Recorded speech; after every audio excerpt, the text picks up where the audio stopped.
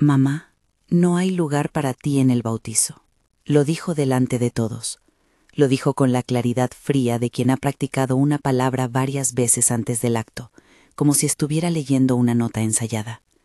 150 personas giraron la cabeza, y por un segundo el sonido del órgano dejó de ser música, quedó convertido en un latido que me atravesó el pecho. Estaba de pie en la acera, con el vestido que Roberto me regaló el día que decidimos abrir la primera panadería.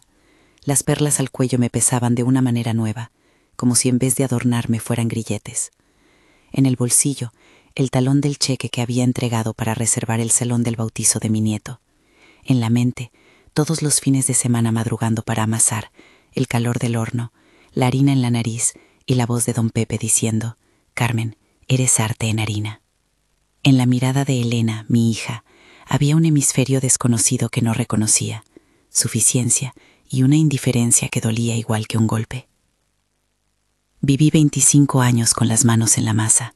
Monté panaderías con esfuerzo, con horas que otras llamaban locura y que yo llamaba sacrificio cotidiano. Roberto me decía que todo lo que tocábamos se convertía en pan, en sustento, en mesa puesto con dignidad. Aprendí a leer números como si fueran recetas, a no desperdiciar un euro y a dejar para mañana lo que había que hacer hoy. Pagábamos a tiempo, cuidábamos la clientela, hacíamos comunidad. Cuando Roberto murió, las calles me parecían más largas por la tarde. Yo continué con la panadería por él y por Elena. Le compré la ilusión de una boda, le ayudé a poner su piso. Cuando nació Santi, mi nieto, perdí noches de sueño para ir a comprarle el trajecito que se vería perfecto junto al mantel de mi casa. Nunca imaginé que años de pan y sudor podrían terminar en una acera frente a una iglesia, con el frío de la mirada de mi propia hija. La gente susurraba. Oí un «qué vergüenza» por ahí.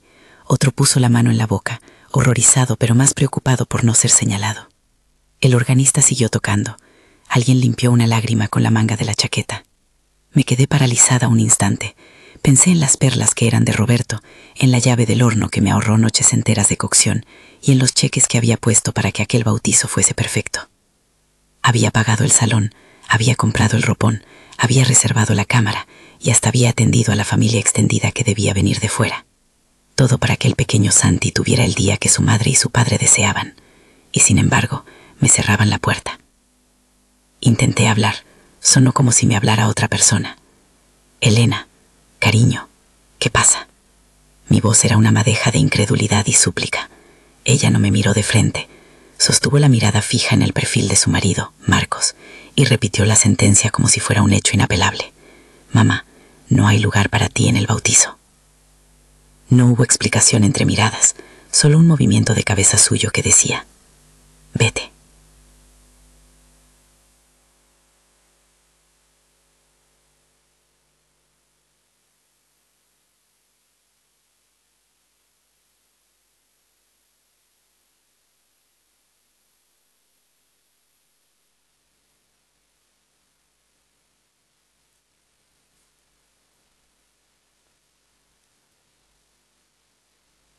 Y allí me quedé, con las manos llenas de harina en mi memoria y las manos vacías en la realidad. No voy a mentir, me humilló, me hirió porque venía de mi hija, porque podía sentir la aprobación del marido detrás de cada sílaba, porque cada vecino que sabía de mis madrugones pensó por un instante que algo había roto entre nosotros sin solución. Me sentí pequeña, anacrónica, sobrante. Fue un dolor que se alojó en el cuerpo, en los huesos, en la manera en que me sostenía el bastón esa tarde. Y sin embargo, algo en mí no se rompió. La humillación abrió una compuerta que ya no podía cerrar. No pude ser la madre que se deshace en disculpas humildes que borraran la injusticia. Nunca he pedido la humildad por costumbre. La vida me enseñó que la dignidad es una cosa diferente. Ese mismo día, con el corazón hecho migas pero con la cabeza fría, supe que no iba a dejar que la palabra «no hay lugar» fuese la última de mi historia. Recordé las mañanas en la panadería, el olor a levadura, la paciencia de la masa que necesita tiempo para subir, la constancia. Todo lo que hace la levadura con el pan me enseñó que el tiempo y el trabajo terminan teniendo la última palabra. Pensé en Roberto, en cómo nos decía que el pan no tiene prisa, pero necesita orden. Pensé en don Pepe, que cruzó la calle para abrazarme y me susurró al oído: «No te dejes pisar, Carmen». Fue la mano roja por harina la que me devolvió la verticalidad. Aquella noche, de vuelta a casa, guardé el vestido y las perlas en el armario. Preparé café. El olor llenó la cocina como una promesa. Miré el talón del cheque en la mesa. Las cifras no me parecían ya un dato frío. Eran el testimonio de mi intención, del apoyo que yo había querido dar a mi nieto. No podía ni quería que se interpretara como compra de afectos. Lo hice por amor, no por control. Pero me habían dejado fuera, y eso requería respuesta. Al día siguiente fui al banco. Las piernas me temblaban cuando introduje la tarjeta en la máquina, pero mi mente estaba clara. En la fila, un señor mayor miraba mi vestido y desviaba la vista. Una muchacha con auriculares pasaba rápido, sin saber que yo llevaba en la cartera algo que había costado sudor. Cuando por fin me atendieron, expliqué con calma que necesitaba anular un pago ya dispuesto y dejar inhabilitadas las tarjetas adicionales que tenía a nombre de terceros. No lo hice con rabia, lo hice con la precisión de quien corta una corteza quemada para curarla. El empleado del banco puso cara de comprensión profesional y empezó los trámites. No voy a dar detalles técnicos, no es mi estilo. Solo diré que las palabras que pronuncié allí eran firmes, medibles, y tenían la intención de poner límites donde habían sido borrados. Volví a la panadería y llamé a Méndez, mi contador de confianza. Él había visto crecer nuestras cuentas, había metido mi nombre en papeles y había corregido errores ajenos cuando hacía falta. Escuchó mi voz y supo que no era una conversación cualquiera. Le expliqué lo sucedido en la puerta de la iglesia, los cheques, el salón, el ropón.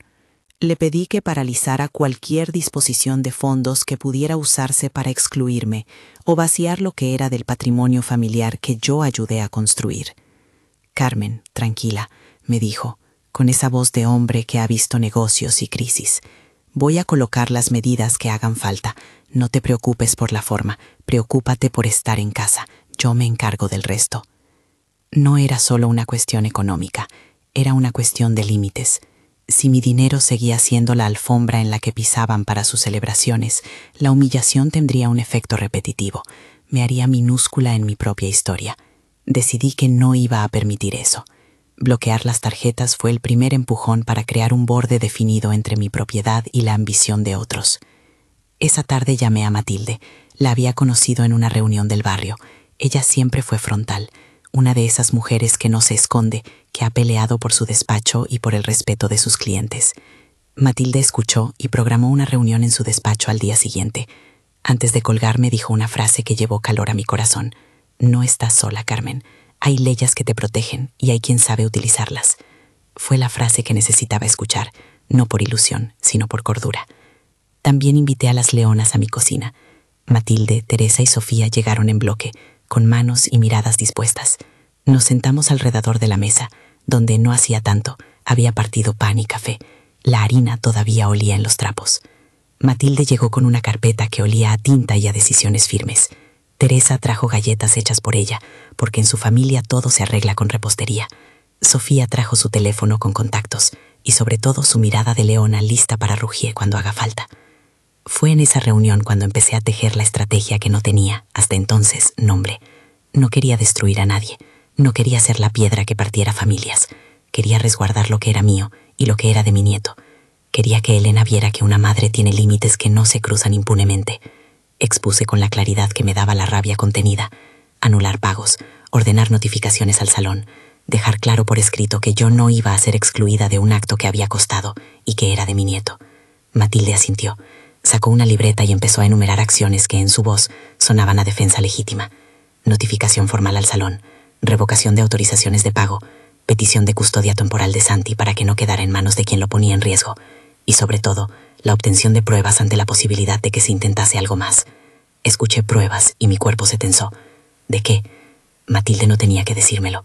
Su ceja elevada lo decía todo. Si en algún momento alguien intenta internarte o someterte sin tu consentimiento, necesitamos cosas que acrediten que estás en plenas facultades, dijo. Mencionó la posibilidad de un informe psiquiátrico, de registros médicos recientes, de testigos y de grabaciones. No porque ella creyera que yo era débil, sino porque sabía que en este tipo de conflictos la apariencia y la burocracia juegan con la ventaja del más frío y calculador. Prevenir, concluyó, es más fácil que reparar. Mientras hablábamos, me llegó una oleada de pequeñas imágenes de años atrás. Yo contándoles cuentos a Elena junto al mostrador, ella ayudándome a empatar la caja, ese día en que aún ni sabía poner el contador. Roberto sonriendo detrás del mostrador cuando íbamos a cerrar. No quería que la relación se rompiera de forma irreparable, pero tampoco podía permitir que mi presencia fuese token en la foto de una celebración. Matilde lo entendió. Se trata de protegerte, no de venganza. Si esto se arregla, yo seré la primera en aplaudirlo. Si no, yo te acompañaré a cada paso. Al día siguiente, con las instrucciones claras, me planté en el cajero automático enfrente de la panadería. La máquina tenía la pantalla azul, que siempre me pareció fría, impersonal, pero en mi bolsillo el teléfono vibraba con mensajes de apoyo.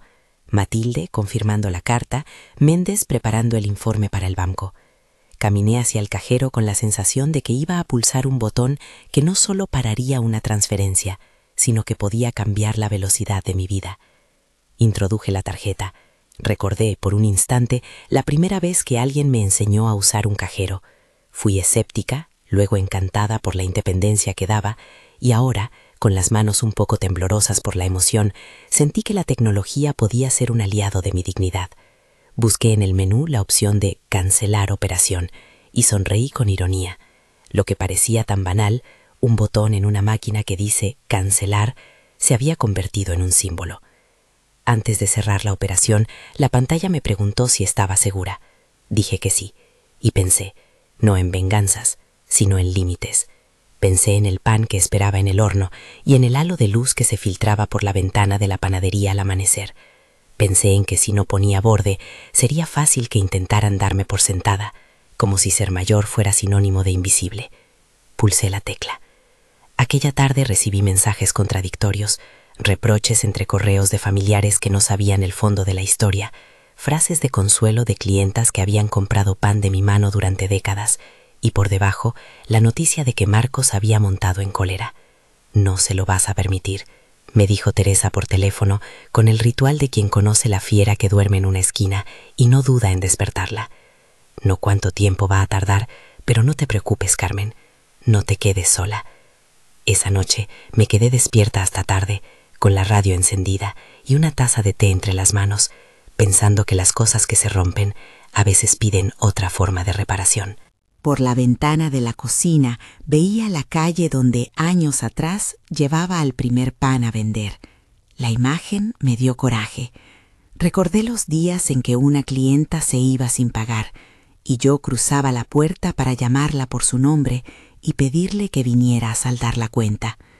Nunca fui rencorosa, pero sí constante, y esa constancia era la que iba a necesitarnos ahora. No quiero que esto suene a un plan frío. Me dolía mi hija, lo admito. Me dolía haber sido excluida del bautizo del nieto que tanto quería. Pero la decisión que fui tomando no nació en el rencor, sino en la defensa de mi propia dignidad y de la del niño. Si algo había aprendido con los panes y las levaduras, es que la acción justa se hace con tiempo y paciencia, con orden. No se improvisa, se prepara. Consecuencia de aquella determinación fue que empecé a documentar. Pedí a don Pepe que por favor me acompañara a la panadería a primera hora y que fuera testigo de mi estado de ánimo. Él lo hizo sin preguntas, como quien conoce bien el oficio de sostener a otros. También hablé con la vecina de enfrente, una señora mayor que había visto crecer a mi familia y que aceptó dar su testimonio si llegase el caso. Metí en un sobre las facturas, los talones del cheque y los mensajes que había intercambiado con Elena y Marcos. No es glamour, pensé, es simple sentido común. La gente del barrio empezó a moverse en pequeños gestos. La señora del primer piso mandó a su nieto a comprar pan por la tarde para que la tienda siguiera funcionando. La chica de la tienda de flores dejó la puerta abierta un rato más para que yo pudiera cerrar con calma. No era una conspiración, era un hilo de apoyo que se tejía silencioso, como cuando una masa se cubre con un paño para que leve. Elena, por su parte, empezó a evitarme. Sus llamadas eran cortas, sus mensajes medidos. Un día llamó a la panadería y preguntó por la disponibilidad de panes para la celebración, y cuando le dijeron que yo gestionaría el pedido, colgó rápido. Fue una bofetada vestida de prisa. Aún así, cuando la noche caía, la voz de mi hija me llegaba a la memoria. La niña que me pedía que la llevara al colegio, la joven que me pidió consejos para su primer trabajo, la madre que ahora negaba a su propia madre un lugar en la vida del nieto. No buscaba castigarla, quería que ella viera las consecuencias de sus actos. Tal vez parezca duro, pero a veces el cordón tiene que tensarse para evitar que nos desangremos por dentro. Esa mañana en que me reuní con Matilde y las leonas fue decisiva. Matilde expuso que si las cosas iban a peor, había que tener listas las piezas de evidencia, mensajes, testigos, informes médicos si surgía la necesidad, y sobre todo, constancia de que yo había actuado siempre con la ley por delante. No queremos que nadie termine en comisaría por cosas que se podrían haber arreglado conversando, dijo con su habitual claridad, pero vamos a blindarnos por si la conversación no es posible. Encajé la frase como quien toma una receta. Perfecto, dije. Entonces empieza por avisar al salón y por hacer una carta formal donde quede claro que yo soy la pagadora y que, por tanto, quiero estar presente con mi nieto. Matilde soltó una sonrisa que no era la de la ironía, sino la de la complicidad. Lo haré esta tarde, aseguró. Al salir de la reunión, la calle me recibió con el olor del pan recién hecho desde la panadería de don Pepe. Respiré hondo y me dije que a veces la dignidad tiene más que ver con levantarse a las 5 de la mañana a amasar que con cruzar una sala de fiestas bien decorada. Mi sitio no era un lugar en una mesa. Mi sitio era la casa que yo había ayudado a construir con trabajo y con cariño, y en ella los límites debían existir. Sin embargo, no podía anticipar todo. La vida, como la masa, puede inflarse de formas inesperadas. Y la pequeña chispa de lo que fue aquel rechazo público era suficiente para encender una reacción mucho más compleja de la que imaginaba. Marcos empezó a moverse con rapidez y astucia, y yo, que siempre preferí la calma, me vi obligada a acelerar los pasos.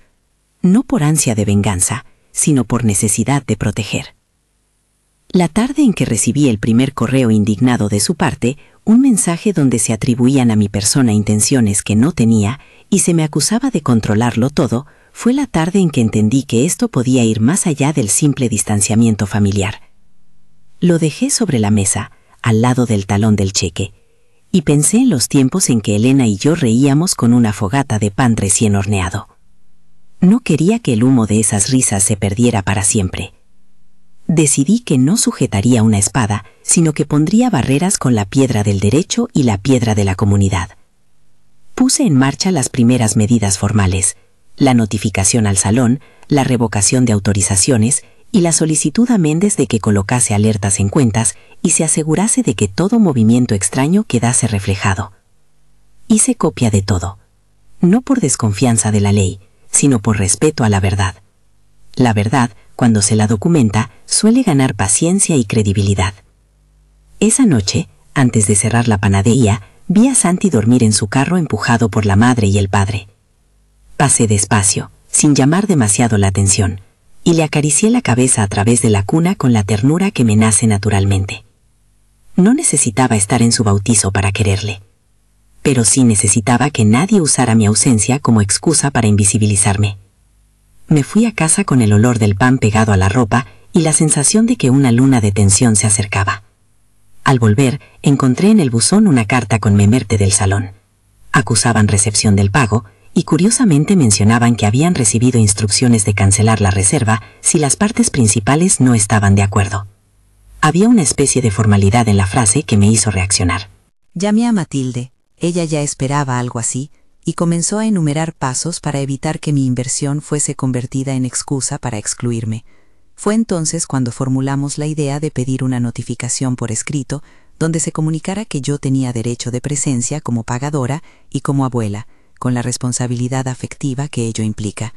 No era un arma, era un documento. Mientras avanzábamos con papeles y llamadas, en casa notaba la zozobra. Elena se veía distinta, menos segura quizá, o más desesperada. La distancia se alimentaba de los silencios. Una tarde, Al dejar la panadería, vi a Marcos hablar con un hombre trajeado que no conocía. Hablaban en voz baja. No supe qué tramaban, pero tuve ese mal presentimiento que le sale a quien ha vivido mucho tiempo y conoce los gestos que anuncian peligro.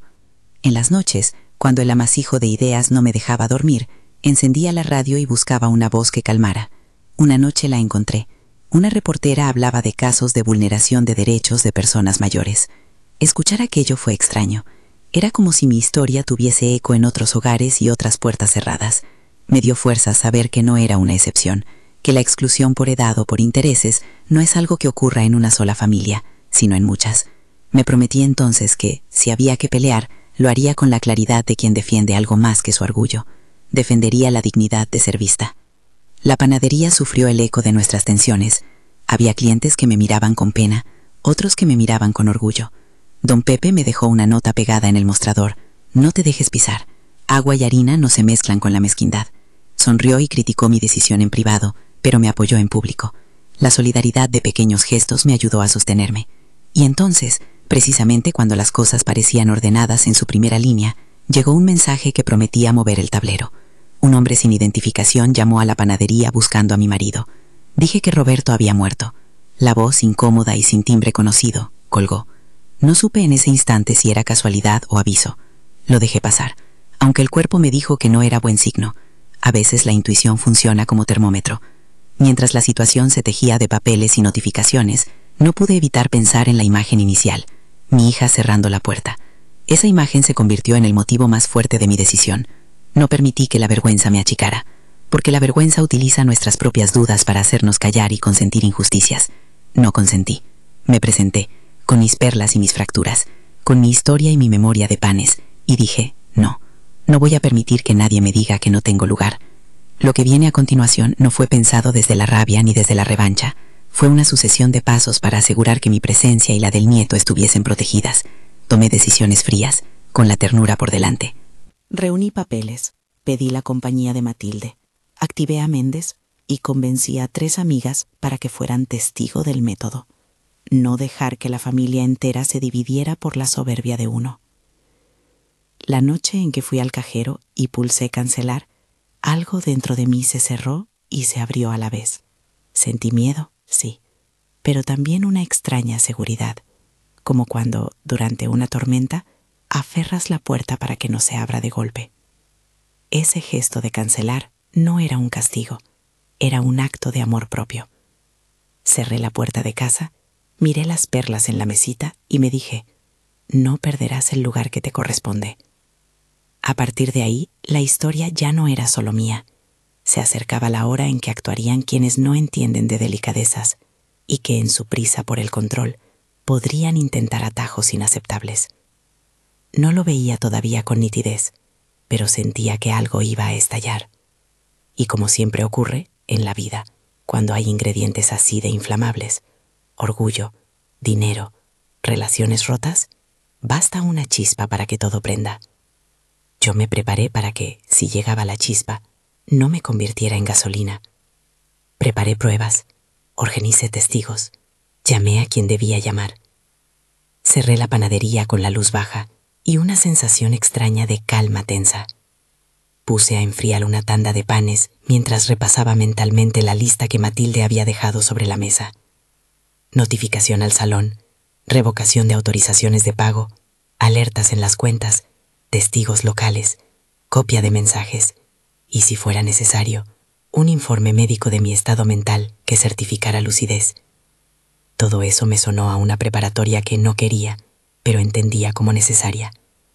Y en el silencio que dejó la maquinaria de la amasadora apagada, me dije que no iba a ceder un trozo más de mi dignidad a cambio de una sonrisa fingida en una fata de bautizo. Dejé el delantal, me lavé las manos con ese jabón que huele a limón y me miré al espejo. Vi a una mujer mayor, con líneas en la frente, con manos fuertes, con la determinación de quien ha levantado pan y familia. No era la misma que había estado en la acera frente a la iglesia, temblando. Era alguien que había juntado piezas y que estaba dispuesta a defenderlas con el mismo cuidado con el que cuida el horno prendido. No sabía aún hasta qué punto todo aquello iba a complicarse. No sabía que la historia iba a volverse más oscura antes de recomponerse.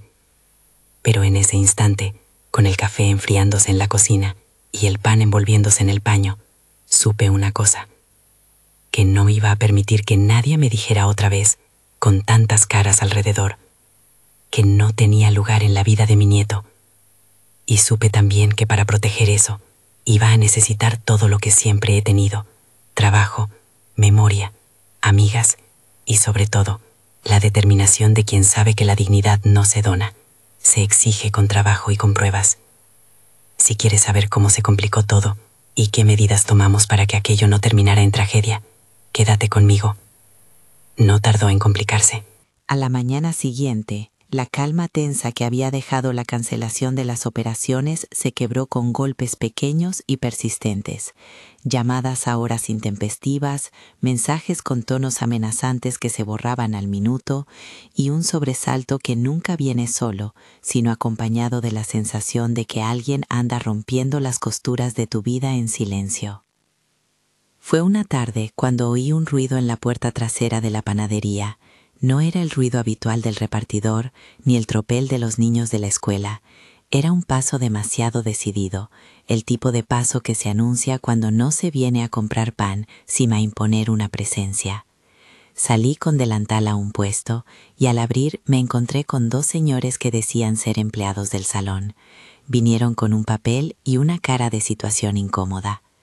Me informaron, con voz de trámite, de que había un conflicto contractual entre las partes y que estaban siguiendo instrucciones del cliente. Pregunté por escrito, por teléfono, por correo. La respuesta fue un archivo que parecía redactado para desviar responsabilidad. Se procederá según instrucciones de los titulares. La expresión me olió a maniobra. No era solo la panadería. Alguien empezó a mover piezas para hacerme ver, en apariencia, como la persona difícil, la que se oponía a los deseos de su hija por motivos turbios. Los mensajes anónimos que circularon por el barrio insinuaban que yo quería controlar todo, que quería imponer celebraciones a mi manera. Me reí un poco, con ironía seca, porque el rumor es un animal que se alimenta de silencios y de desesperanzas. Si contaba la verdad, se diría que había pagado y que merecía estar, pero el rumor tenía más aguante que la razón. Fue entonces cuando vino el primer golpe dirigido a la reputación, una llamada a la puerta de casa a la que no quise abrir. Alguien habló desde el otro lado fingiendo ser del banco, pidiendo datos para verificar identidad. Colgué sin dar explicación. La sordidez de esas llamadas es que intentan sembrar dudas sobre ti, como quien tira una piedra para que otro tropiece. No iba a tropezar. Guardé la llamada en la carpeta junto a las facturas. En paralelo y sin que yo lo adivinara por completo, Marcos aceleró. No era ya solo un marido orgulloso, se convirtió en una fuerza que quería asegurar que la exclusión fuese definitiva. Empezó a mostrar determinación de un modo que no era convincente, demasiada teatralidad para alguien que, meses atrás, había sonreído en las fotos. Su primera jugada visible fue tratar de retirar documentos que le entorpecieran. Habló con el gerente del salón, Ricardo, y con un asesor del banco que, según su versión, tendría la potestad de arreglar la situación. Ricardo nos atendió en la primera llamada con cierta reticencia. Era evidente que el salón prefería evitar problemas. Matilde, que ya había preparado el primer cuerpo de acciones formales, no perdió tiempo. Envié una carta certificada al salón recordando que mi pago estaba confirmado y que, como pagadora, tenía derecho a estar presente en la celebración. La carta pedía una confirmación por escrito en un plazo concreto y advertía de la posibilidad de tomar medidas si se vulneraban mis derechos. Fue una carta sin estridencias, con tinta fría y muy legal. La enviamos con copia a Ricardo y al mismo banco. Mientras tanto, en lo privado, la presión aumentaba. Llegaron al teléfono grabaciones de conversaciones entre Marcos y personas que no conocía, donde se escuchaba hablar de arreglar la situación y de hacer que Carmen no estorbe. No puedo reproducir esas voces, prefiero mantener la dignidad de los hechos, pero sí puedo decir que en ellas había intención y prisa. Matilde me miró y dijo: «No lo ignores, todo lo que suene a plan hay que documentarlo». Y entonces vino lo que más te mira, la jugada de deslegitimación por la vía médica. Un día, 2 hombres ataviados con credenciales mal fotocopiadas y un semblante excesivamente profesional llamaron a mi puerta. Se presentaban como servicios de valoración y traían con ellos un protocolo que olía a puesta en escena. No dijeron inmediatamente que eran de parte de mi familia. Dijeron que venían por una sospecha y que la seguridad del menor estaba en riesgo si la abuela tenía inestabilidades. Su lenguaje era cuidadoso, sus manos menos. Recuerdo la sensación en la cocina cuando abrí la puerta, el olor a café, un atisbo de harina en el aire, el sol colándose por la ventana como si nada fuera a pasar. Uno de ellos, con voz suave, intentó explicarme que era por mi bien y que podrían llevarme por unas horas al centro para una valoración. Le miré y pregunté por el nombre del centro, por su identificación, por la carta que autorizara tal actuación. No supieron responder con detalle. Fueron insistentes a la manera de quien cree que la persistencia disfraza la falta de razón. Lo que de verdad me preocupó fue que cuando esos hombres se fueron sin convencerme, recibí una llamada a la que debería haber dado importancia antes. Una doctora que decía pertenecer a un centro psiquiátrico de nombre conocido me ofrecía una valoración domiciliaria. No eran casualidades, era una red. Le dije que no, corté y marqué el número de Matilde. Ella ordenó que no permitiese entradas de nadie sin identificación oficial y me sugirió que grabara cualquier interacción. Fue entonces cuando comprendí que había que adelantarse a la posibilidad de que intentaran internarme por la vía de la imposición. No quería creer que alguien en mi familia pudiera llegar tan lejos, y sin embargo, ya no era cuestión de creer, era cuestión de prever. Las leonas, que eran más nerviosas por mi bienestar que por mi orgullo, me animaron a dejar el teléfono grabando la próxima vez que viniera alguien. Teresa trajo un pequeño dispositivo, Sofía su teléfono con batería y Matilde con una libreta. Preparamos lo que se podría llamar una red protectora. Testigos, grabaciones, accesos a las puertas. No lo hicimos por desconfianza a la ley. Lo hicimos porque la ley a veces funciona mejor cuando hay pruebas claras ante una maniobra. La noche previa al intento fue larga. Me dormí y desperté con el rastro de una pesadilla. Veía la puerta de la iglesia, la escena de la exclusión, y luego una sombra que cerraba la cocina. Me dije que no me podía asustar. Había que estar alerta. Dejé el teléfono en la mesa de la cocina, grabando, y me acosté con la luz del pasillo encendida. Esa noche, el sueño fue un hilo interrumpido por la preocupación. A las 3 de la madrugada sonó el timbre. No es una hora para visitas, pensé. Me acerqué con la bata y la voz ronca, y por la mirilla vi a 2 personas que llevaban uniformes de salud mal ajustados, y a un hombre con semblante serio que decía ser un encargado de traslado sanitario. Intentaron entrar con la rapidez con que entra quien confía en que la sorpresa ya le da la ventaja. Les recordé que mi casa no es un quirófano. Les pedí identificación.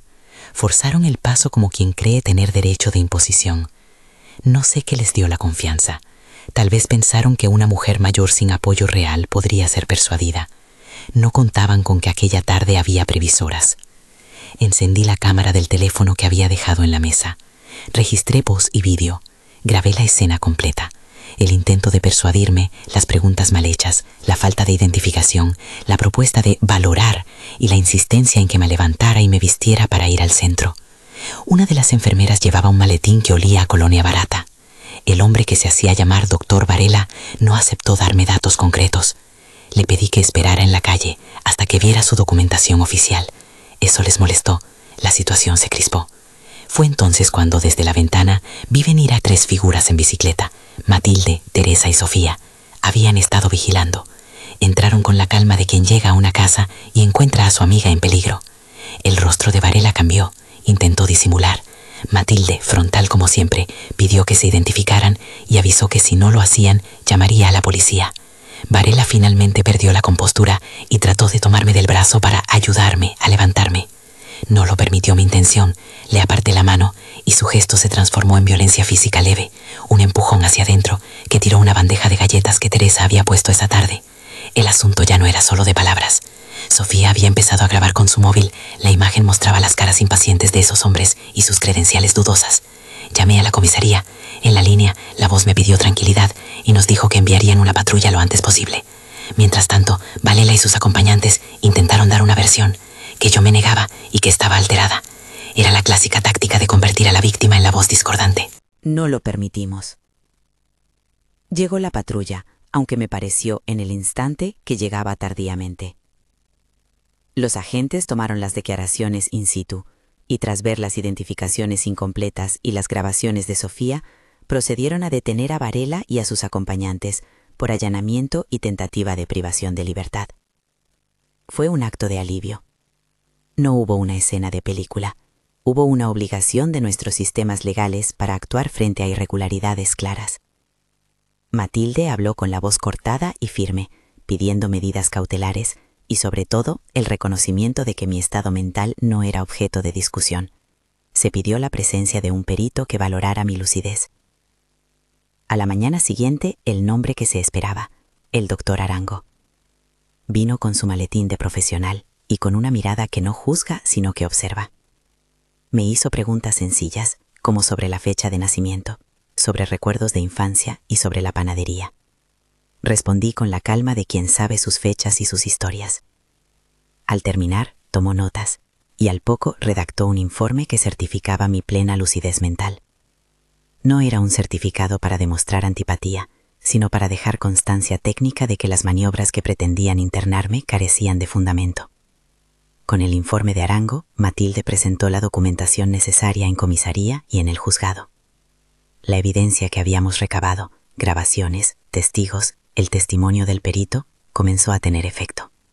El juez dictó medidas cautelares que protegían mi integridad física y la del menor, e impidió que Varela pudiera acercarse a mí mientras se investigaba su relación con Marcos.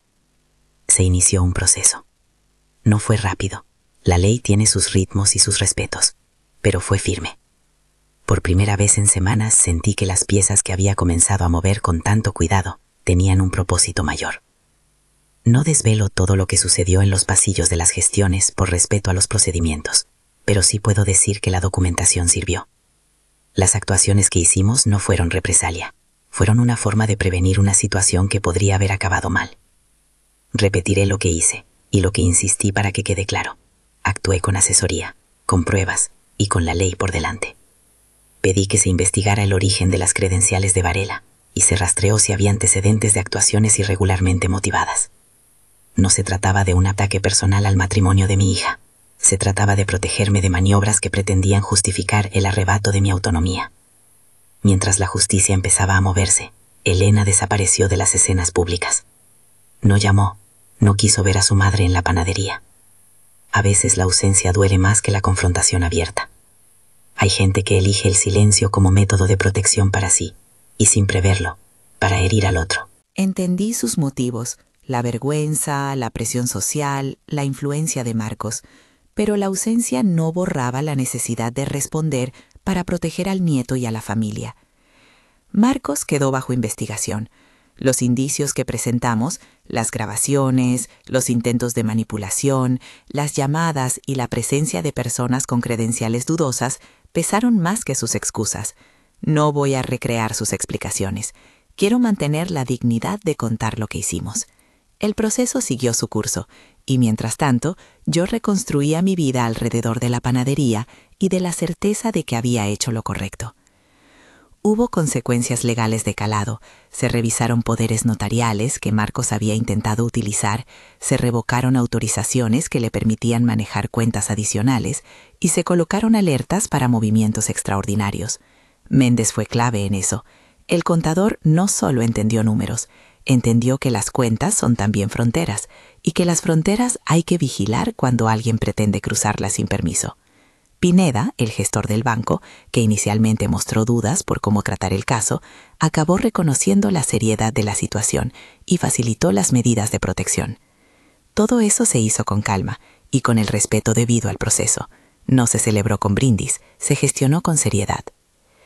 Mientras tanto, en lo íntimo, la culpa fue masticada por Elena en soledad. Hay algo en los silencios que aprieta la garganta. Empezó a visitarme semanas después, pero no para hablar del bautizo, ni para suplicar por su presencia. Vino a la panadería a comprar pan. Al principio lo hizo desde lejos, con prisa, como quien no quiere que la vean. Luego se quedó más tiempo. Por sus ojos vi la lucha entre el orgullo y el arrepentimiento. Le ofrecí pan y café, sin reproches, con la reserva de quien ha sido herida, pero que no desea que la herida se infecte. El cambio no fue inmediato, pasó por pruebas pequeñas. Elena aprendió a amasar, pero no por obligación, lo hizo por necesidad, para entender lo que implicaba el trabajo que yo había hecho. Sus manos, torpes al principio, terminaron por aprender a plegar la masa con cuidado. Me pidió consejo. Le expliqué el punto exacto cuando la masa da señales de estar lista, el olor que no se inventa y la textura que la experiencia enseña. A cada lo que me pedía en el horno, sentí que estaba gestando otra cosa, una nueva forma de relación. No era ya la madre que lo hacía todo, ni la hija que evitaba más responsabilidad. Era una mujer que empezaba a comprender lo que costaba y lo que valía el pan. Mientras Elena aprendía, Marcos enfrentaba consecuencias legales. Su estrategia de intentar deslegitimarme quedó en evidencia y se abrieron procesos por intento de privación de libertad y por fraude documental. La investigación demostró que los credenciales usados por Varela y sus acompañantes eran falsificados y que había vínculos con redes de gestión de internamientos irregulares. No expondré nombres que comprometan procedimientos que siguen sus tiempos, pero sí diré que la ley, con su paso paciente, fue recuperando la verdad. La comunidad reaccionó de maneras distintas. Unos me apoyaron sin condiciones, otros se mantuvieron cautelosos hasta comprobar la veracidad de los hechos. Pero lo que más me llenó fue el apoyo de las mujeres del barrio. Matilde, Teresa y Sofía fueron mi sostén práctico y emocional. Y más allá de ellas, hubo amigas de otras panaderías, clientas que me traían tartas y mensajes que decían, no estás sola. Pequeñas noticias como esa tienen más fortaleza que un discurso altisonante. Me sostenían. Con el tiempo, la relación con Elena se fue recomponiendo en la cotidianeidad. Hubo un brindis pequeño, una tarde en que cerré la panadería antes de tiempo, y le dije a Elena que necesitábamos hablar sin testigos. Nos sentamos en la mesa donde antes habíamos partido pan felices, yo con mis perlas al cuello y ella con las manos aún con harina. No hubo gritos ni acusaciones. Ella habló de su miedo a perder al marido, de la presión social, de decisiones que había tomado por impulso. Lloró. Dije lo que necesitaba decir, que la herida que había dejado su frase en la puerta de la iglesia dolió, que la exclusión fue insostenible, pero que yo no quería romper lo poco que quedaba de familia. Le dije que le perdonaba, pero que también necesitaba garantías de que no se repetiría. Se comprometió. No con promesas grandilocuentes, sino con pasos con nombre. Participar más en la panadería. Respetar las decisiones que afectaran al niño. Y sobre todo, pedir ayuda antes de tomar decisiones drásticas. Fue humilde y corto. El primer paso. La rehabilitación de la relación no fue una cura milagrosa, sino un trabajo diario. Elena empezó a trabajar algunos días en la panadería, primero cubriendo horas, luego haciéndose responsable de encargos, y al final gestionando pedidos para terceros. Aprendió a ver en las cajas y los números, a llamar a proveedores, a recibir el halago del cliente satisfecho. Al hacerlo, recuperó el respeto por el oficio que yo había cultivado, y con ese respeto, volvió a verme como compañera de vida, no como un estorbo. Al fonar de las sentencias y los términos legales, Marcos tomó caminos distintos. Su relación con Elena se quebró por otras grietas que no voy a narrar con detalle para respetar la privacidad de quienes decidieron separarse. Lo que sí diré es que el matrimonio se terminó, en parte por la exposición pública de sus métodos, y en parte por la erosión que causó en la confianza. No me alegró su caída. No es mi naturaleza celebrar ruinas humanas. Me alegró, en cambio, que la familia recuperara el espacio para respirar sin amenazas. El tiempo, que tantas veces he visto trabajar en las masas que dejo leudar, hizo su parte. La panadería siguió abierta. Los panes siguieron saliendo cada mañana. Y con ellos, el olor que parece invocar memorias.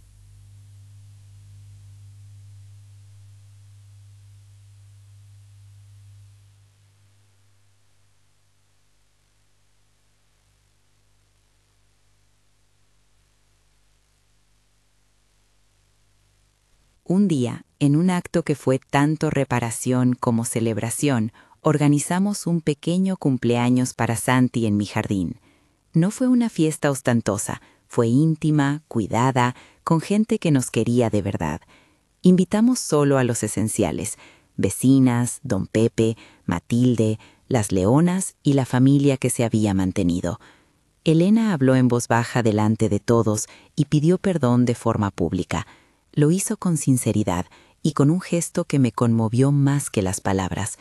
Me abrazó delante de su hijo y a la vista del pequeño dijo: «Mamá, tuve miedo y lo mal resolví. No tienes que estar sola nunca más». Santi, que aún balbuceaba, se rió y extendió los bracitos. Fue un momento de recomposición. La tarde del cumpleaños olía a pan y a flores. Hicimos una mesa sencilla: panes de distintos tipos, mermeladas caseras, quesos y una tarta que Teresa trajo con cariño. Puse en la mesa el juego de perlas que Roberto me había regalado y que, desde la puerta de la iglesia, me habían parecido grilletes. Esta vez las perlas brillaban con la luz del sol y no pesaban.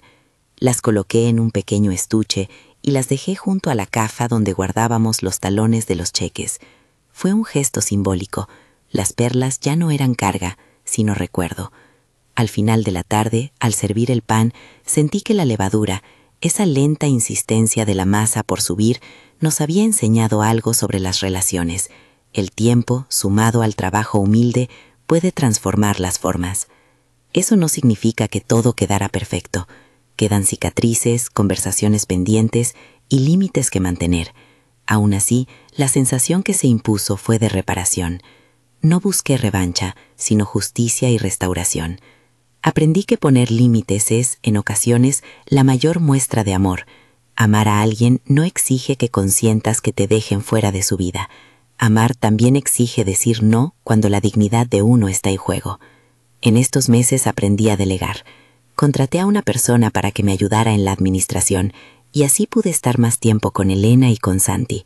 Mindes y Matilde siguieron al tanto de lo legal y de lo contable, no por intranquilidad, sino porque la experiencia nos dejó la lección de que la prevención es la mejor medicina. Pueda que resulte aburrido para quienes buscan historias de grandes batallas. Para mí, la victoria fue mantener el pan caliente y la casa abierta al amor posible. A veces, cuando me siento en la puerta de la panadería y siento el aire de la mañana, veo pasar a vecinos que me saludan. Algunos todavía recuerdan la escena de la iglesia con pesar. Otros ahora me miran como a una mujer que tuvo la honestidad de defender su lugar. Los chicos del barrio llaman a la panadería la casa de Doña Carmen. La frase me suena a ternura y a responsabilidad. Siento que he ganado algo que no se compra con dinero, la convicción de que aunque te excluyan, puedes volver a abrir puertas si actúas con verdad y con orden. Hubo pequeños triunfos cotidianos. Una clienta que antes había dudado se convirtió en colaboradora. La red del barrio se fortaleció. Y sobre todo, el gesto de Elena en público, en el cumpleaños de Santi, cerró un ciclo que había empezado con una frase hiriente. «Mamá, no hay lugar para ti en el bautizo». Dejó de ser la sentencia que definía nuestra historia. La convertimos en el punto de partida que nos obligó a enfrentar lo que no estaba bien. Cerré ese capítulo con una decisión práctica: formalizar medidas de protección para el patrimonio que yo había ayudado a construir. No se trató de ocultar bienes ni de restringir amor. Se trató simplemente de asegurar que nadie pudiera usar nuestro trabajo como palanca para arrebatos emocionales o económicos. Matilde redactó los documentos para la revocación de poderes y para la constitución de una estructura que protegiera al menor y a los activos familiares de eventuales manipulaciones. No entraré en tecnicismos, basta decir que fueron medidas legales, proporcionadas y razonadas, no venenosas. Con el tiempo, la palabra exclusión se fue volviendo más lejana. Aprendí a mirar los lugares donde solía sentirme pequeña y a reclamar espacio.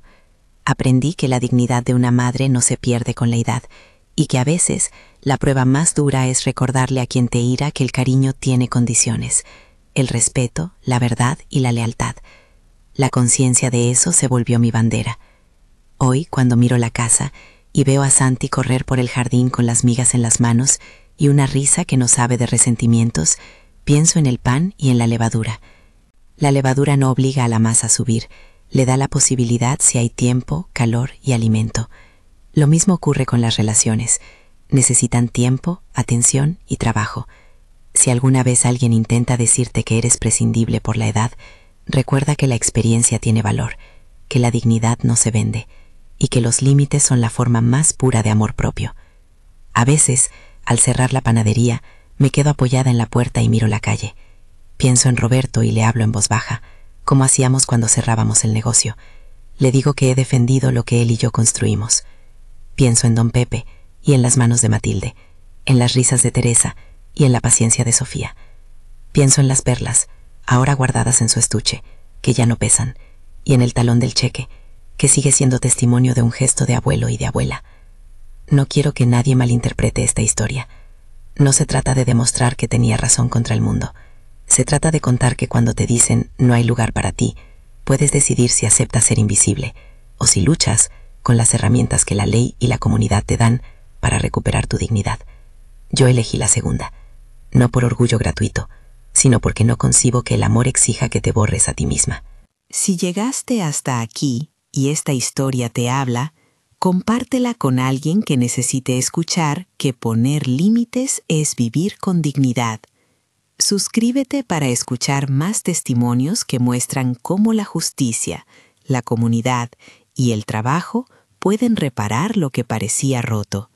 Y, si te apetece, deja en los comentarios si alguna vez tuviste que decir no por amor propio. Tu experiencia puede dar esperanza a alguien que ahora la necesita.